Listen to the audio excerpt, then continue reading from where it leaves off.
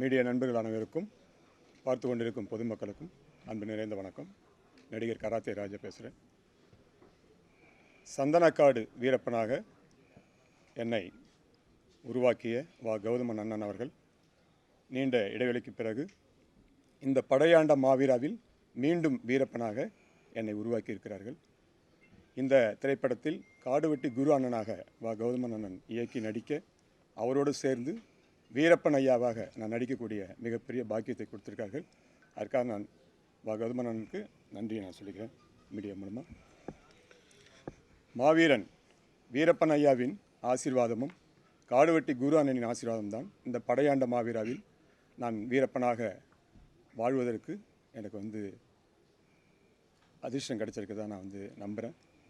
நீங்கள் எல்லோரும் இந்த படையாண்டா மாவீரா எங்கள் படத்தை பார்த்து முழு ஆதரவு கொடுத்து வெற்றி படமாக ஆக்க வேண்டும் என்று உங்களை அன்போடு கேட்டுக்கொள்கிறேன். நன்றி, வணக்கம்.